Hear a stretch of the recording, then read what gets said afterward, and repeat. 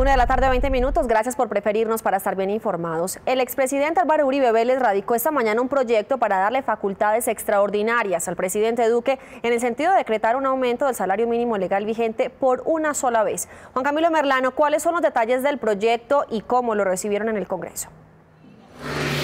Catalina, este proyecto se sustenta en lo que el expresidente y senador Álvaro Uribe califica como economía cristiana. Básicamente faculta al presidente Iván Duque para que expida un decreto con fuerza de ley en el sentido de aumentar el salario mínimo. Lo califica como extraordinario dado que es un aumento adicional al que normalmente se hace basados en la inflación. Más detalles sobre este proyecto y las primeras reacciones en el siguiente informe.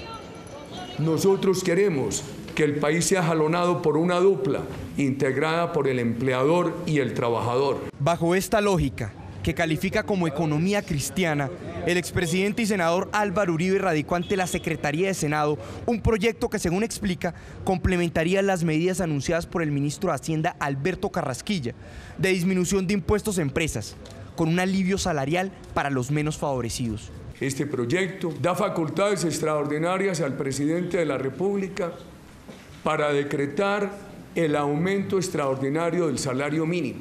Un aumento extraordinario que aún no tiene una cifra porcentual, pero que tendrá que cumplir con ciertos criterios. Por ejemplo, que el porcentaje de aumento se incluya en la base de liquidación de las prestaciones sociales y en los aportes en seguridad social de los trabajadores.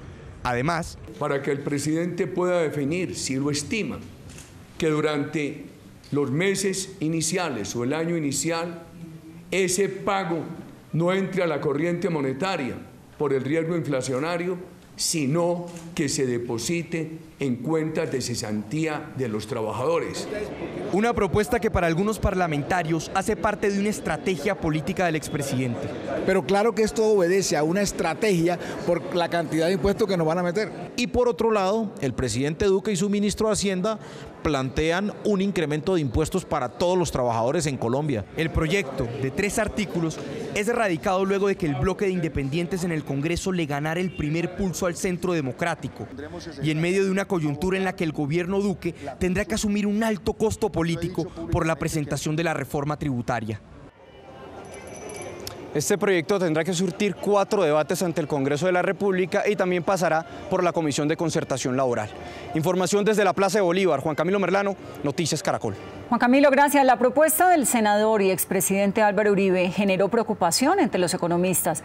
Muchos consideran que aumentar el salario mínimo de manera extraordinaria podría retrasar el crecimiento económico del país.